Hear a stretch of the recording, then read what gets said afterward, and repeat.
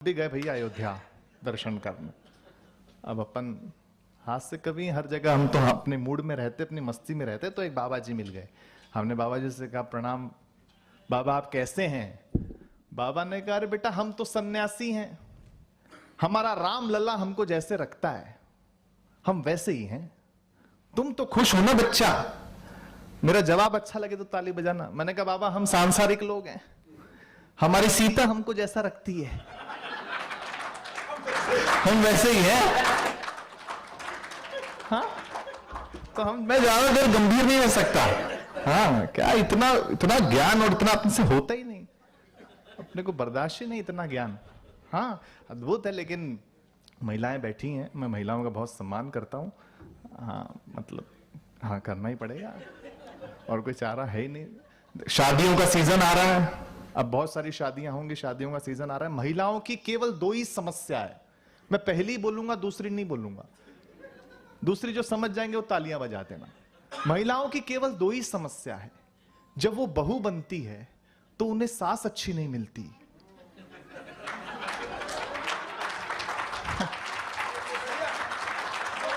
हाँ? तो दूसरा बताने की जरूरत पड़ी नहीं, इससे पता चलता है यूनिवर्सल प्रॉब्लम है। हाँ अद्भुत ही मामला है। महिलाओं से क्या जीतोगे? मतलब पत्नी ने फोन किया, बोले क्या कर रहे हो? मैंने कहा मैं मन की बात सुन रहा हूं। बोले मेरे मन की तो कभी नहीं सुनी। मैंने कहा भाग्यवान जो तुम कहती हो उसे मन की बात नहीं, मन की भड़ास कहते हैं यार।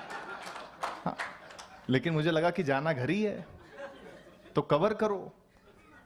तो मैंने कहा कि देखो आज के बाद मैं तुम्हें लड़ने का कोई मौका नहीं दूंगा।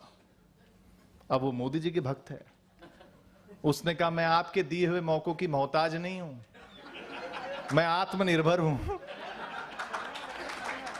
हाँ लेकिन मेरा जवाब उसके जवाब पर भारी लगे तो तालियों से बताना। देखो महिलाओं, आप कितना भी आत्मनिर्भर बन जाओ, कितना भी आत्मनिर्भर बन जाओ, तुम सुंदर लग रही हो, ये सुनने के लिए तो हम पुरुषों पे निर्भर रहना पड़ेगा यार।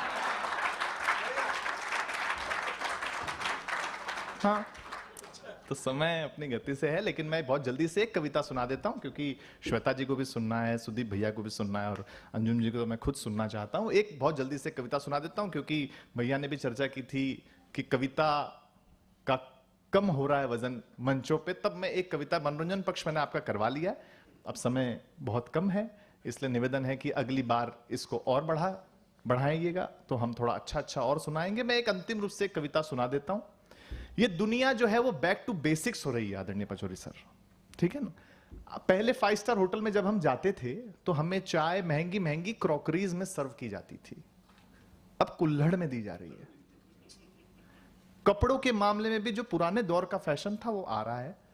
तब ये भूमिका है, आप इसको ध्यान में रखिए और ये कविता सुनिए कि अब जो मैं सुना रहा हूं कविता, मनोरंजन पक्ष पे जितना आपने साथ दिया उतना अगर कविता पे दे देंगे तो मुझे लगेगा आप कविता भी सुन रहे हैं और मुझे सुनाने में हिम्मत मिलेगी। तब सुनाता हूं कि अब जो मैं सुना रहा हूं कविता वो जिंदगी का सफरनामा है। इस चकाचौंध की दुनिया में आके लग रहा है कि फिर वहीं लौट जाना है। आप जब सोचेंगे कि जिंदगी के सफर में क्या खोए क्या पाए, तो यह कहावत बिल्कुल सच साबित होगी, लौट के बुद्धू। धन्यवाद। पहला ऑब्जर्वेशन सुनिए। अब देखिए ना, मिट्टी के बर्तनों से शुरू कर कांसा, पीतल, स्टील के बर्तनों से होकर प्लास्टिक के बर्तनों तक जाना, और फिर कैंसर के डर से फिर से मिट्टी के बर्तनों पर लौट आना। धन्यवाद। अंगूठा छाप से शुरू कर अपना डिजिटल सिग्नेचर पाना, और फिर थंब इंप्रेशन, अर्थात अंगूठा छाप पर लौट आना। हम तो समझ ही गए, अब आप ही बताएं। इसी को तो कहते हैं लौट के बुद्धू। हाँ?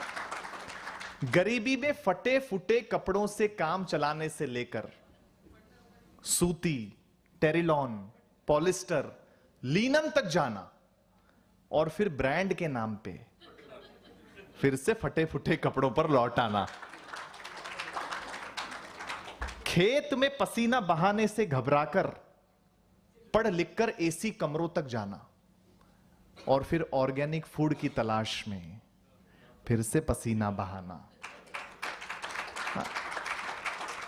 जहां से चले थे वहीं खुद को पाए, इसी को तो कहते हैं लौट के बुद्धू। अपने बच्चों को मिट्टी से होने वाले इंफेक्शन से डराना और फिर वेकेशन में नेचुरोपैथी सेंटर जाना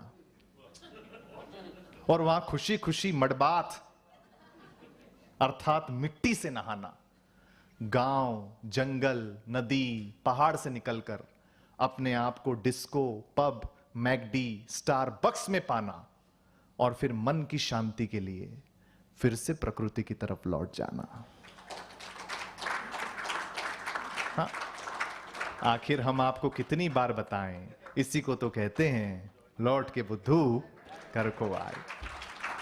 अंतिम 4 पंक्तियां सुनाता हूं इस कविता की। धन्यवाद, आपने बहुत अच्छा सुना कि सुनिए भोपाल के बड़े लोगों के, जब तकनीक आपको आहार बनाने लगे, जब तकनीक आपको आहार बनाने लगे, जब सुविधाएं आपको लाचार बनाने लगे, तो कुदरत का सिद्धांत अपनाएं, क्योंकि कुदरत का जो कायदा है उसको अपनाने में ही फायदा है। अंतिम 2 पंक्तियां, क्योंकि कुदरत का जो कायदा है उसको अपनाने में ही फायदा है, वरना हमारी आंखों के सामने अलग ही मंजर होगा। आने वाली पीढ़ी के पीठ पर ऑफिस का बैग नहीं, ऑक्सीजन का सिलेंडर होगा, ऑक्सीजन का सिलेंडर होगा, ऑक्सीजन का सिलेंडर होगा।